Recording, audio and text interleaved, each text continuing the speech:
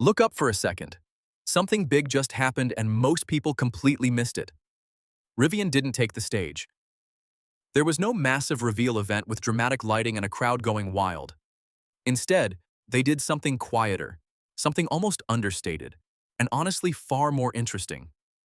They started showing real engineering details about the R2, the kind of details that companies usually hide until after launch. And once you see what they're actually building, you realize this isn't just a smaller Rivian. This is a fundamentally different machine, designed from scratch with one ruthless goal in mind: survive, scale, win. Let's start with something that sounds almost too simple to matter. A component Rivian's engineers have nicknamed the treehouse. When you first hear that name, you picture something playful, well, maybe a quirky internal joke. But slow down and actually look at what the treehouse does, and the picture changes fast. This single module quietly absorbs the responsibilities of somewhere between 15 and 20 separate components found in older Rivian vehicles. High-voltage power electronics live inside it. Rear zonal control lives inside it. Battery contactors, DC to DC converters, DC to AC converters, and a bidirectional onboard charger all consolidated into one unified structure. In previous EV designs, every one of those systems would be mounted separately.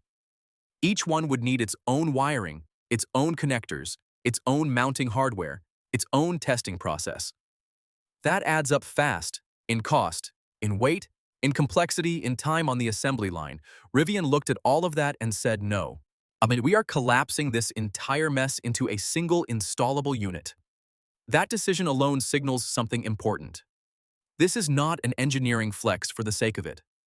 This is a company making hard, deliberate choices because the alternative is failing. Because here is the reality: Rivian cannot escape. The R1 platform is genuinely impressive. It is powerful, capable, brilliantly engineered for what it is. But it is expensive. It is heavy. It is overbuilt for a mass-market vehicle that needs to hit a price point real buyers can actually afford. You cannot simply shrink the R1 and call it the R2. That math does not work. So instead, Rivian went back to the drawing board almost entirely, and what they came back with looks familiar on the outside but is almost unrecognizable underneath. Fewer parts, fewer steps, fewer things that can fail, fewer things that cost money to build, inspect, and replace. That is the R2 in a single sentence. And the treehouse is the most visible symbol of that entire philosophy. Now here is where things get even more interesting. Because the treehouse includes something that quietly changes how you should think about this vehicle entirely. Bidirectional power. That is not a small footnote. That is a statement. Bidirectional charging means the R2 does not just consume energy, it produces it. Power your home during an outage. Run tools on a job site. Charge another electric vehicle. Keep your camping setup running deep in the wilderness with no outlet in sight. This capability is not bolted on as an afterthought. It is baked into the core architecture from the beginning. Well, that tells you Rivian thought hard about how people actually use their vehicles in real life, not just how they drive them on a highway to work. And this module does not exist anywhere in the R1 lineup, which immediately raises a question that every honest analyst has to confront. How is Rivian planning to sell a vehicle significantly cheaper than the R1 while actually maintaining healthy margins? The deeper you look, the clearer the answer becomes. The R2 has been re-engineered so fundamentally that comparing it to the R1 is almost misleading. The outside resemblance is practically cosmetic. Underneath, nearly everything has been reconsidered with a single guiding principle: simplify it or eliminate it entirely. Now move from the electronics to the actual heart of any electric vehicle. The battery pack. Because this is where Rivian just showed something genuinely remarkable, something that shifts the entire conversation. For the first time, Rivian has revealed real numbers, not vague hints, not carefully worded marketing language, actual cell counts, actual module layouts, real data that lets you understand exactly what they are building and why. The R2 battery pack is built around just 3 primary modules. 3. When you remember that the R1 platform uses somewhere between 14 and 18 modules depending on configuration, that number hits differently. 3 modules is not a minor revision. That is a rethinking of the entire approach. But the real headline is not the module count. The real headline is the cell count. Though the R1 pack in its larger configurations contains roughly 7,777 individual cells, the R2 contains approximately 768 cells. Read that again slowly. That is nearly a tenfold reduction in cell count. One number, and it tells you almost everything you need to know about what Rivian is prioritizing with this vehicle. Fewer cells means fewer interconnects between them, fewer welds, fewer potential failure points buried deep inside the pack, fewer individual components to cool, fewer things to assemble, inspect, and certify before the vehicle leaves the factory floor. From a pure manufacturing perspective, this is a dream scenario. Simpler packs mean faster builds. Faster builds mean lower labor costs. Lower labor costs mean better margins. Better margins mean Rivian actually survives long enough to keep building vehicles people want. But there is only one way you reduce cell count by that magnitude without sacrificing energy storage. You use much larger cells. Rivian is moving to large format cylindrical cells internally referred to as 4695 cells. Slightly longer than the more widely known large cell formats already in the industry. And these cells are not just bigger batteries. They are structural components. They contribute directly to the rigidity and strength of the vehicle itself. The battery pack is not just storing energy, it is holding the car together. The treehouse contributes structurally as well. So you have multiple major components each doing 2 jobs simultaneously: storing energy and providing structure, managing electronics and contributing to rigidity. That dual-purpose thinking is absolutely critical when you are trying to build an affordable electric vehicle without stripping out everything that makes it worth buying.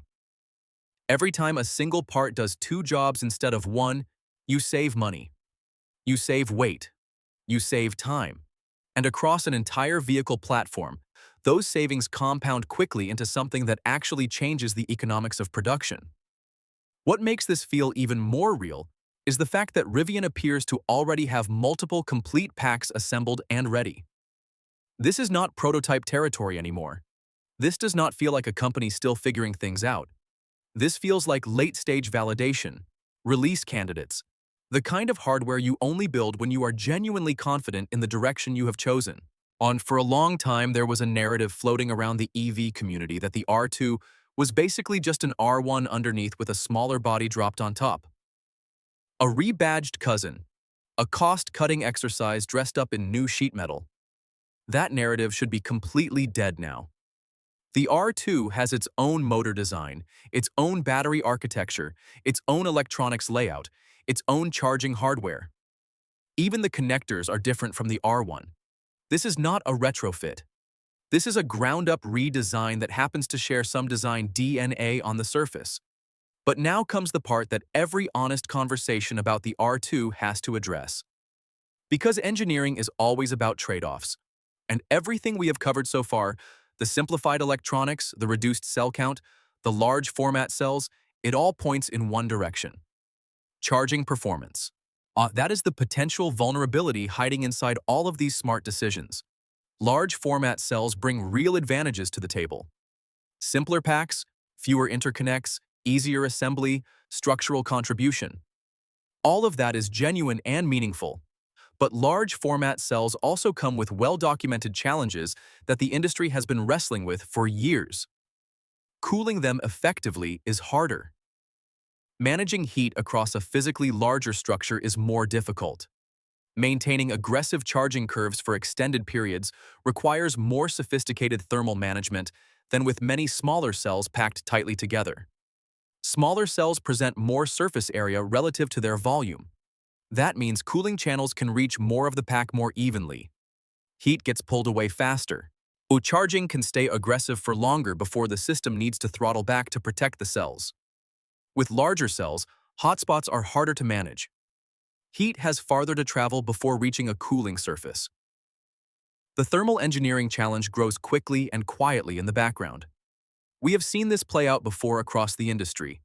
When manufacturers move to fewer, larger cells, they frequently gain simplicity in assembly but lose flexibility in charging behavior. More conservative charging strategies become necessary, especially early in a platform's life when engineers are still learning how the cells behave under real-world stress. The R1 vehicles are not class leaders in charging performance already. Despite their large battery packs, they peak around 220 kilowatts and then taper fairly aggressively compared to the best-in-class options available today. That is acceptable. It is not something to brag about. Now take that baseline and pair it with even larger cells in a smaller pack. The risk that charging becomes the R2's most noticeable weakness starts looking real. Not a deal breaker for everyone, but a genuine limitation that buyers should understand clearly before making a decision. This is not speculation invented to fill space. It is a pattern the industry has demonstrated repeatedly. Larger cells, more conservative charging, more careful thermal management. That is the trade-off that comes with the simplicity Rivian is chasing.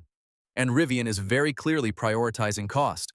Cost-focused decisions and record-breaking charging curves rarely live in the same vehicle at the same price point. When you are trying to hit an aggressive number at the register, you design for reduced parts and simplified assembly, not for pushing thermal limits at every charging session. That does not mean the R2 will charge badly, it means it probably will not be exceptional. And honestly, for the buyer Rivian is actually targeting with this vehicle, that might be completely fine. Because the R2 is not trying to be the best electric vehicle on paper.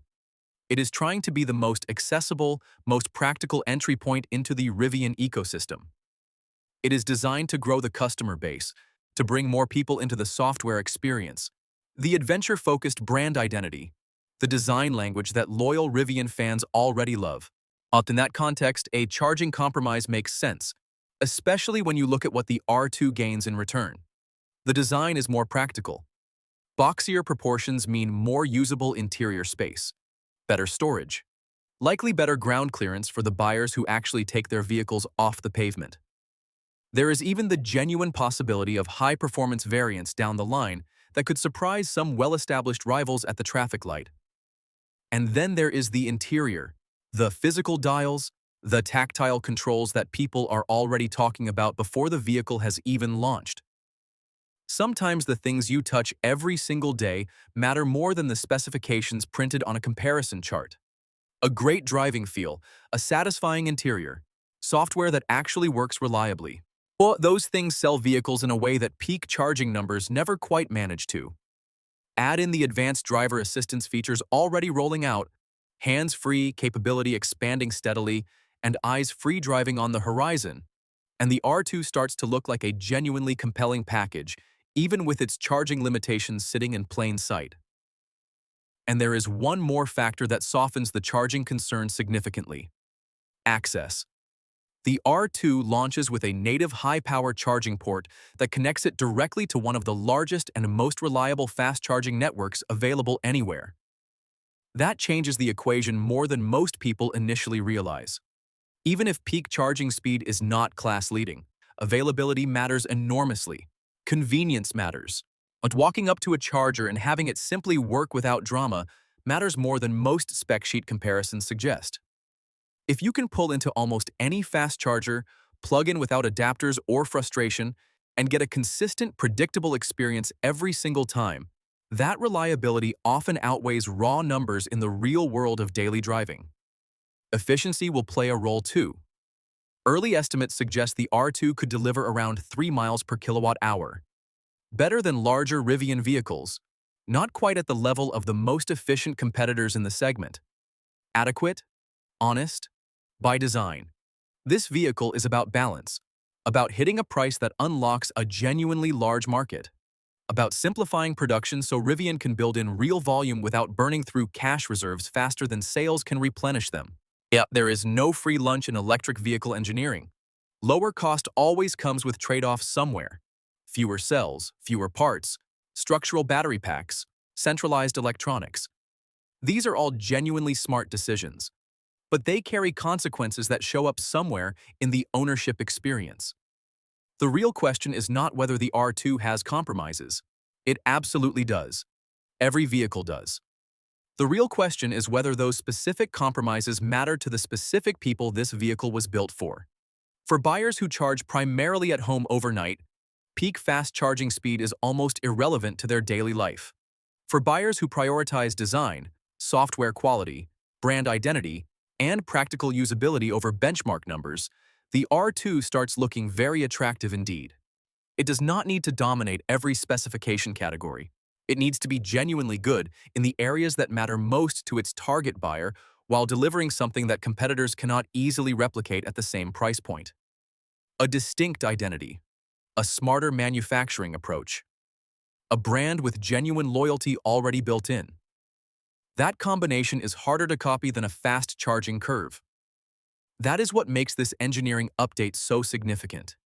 It is not just a battery pack reveal, it is Rivian showing exactly where it is going and why. Showing that it understands what survival looks like in the real market it is entering.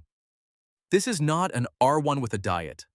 This is a rethink built from the ground up by people who understood that the old formula would not survive at this price point.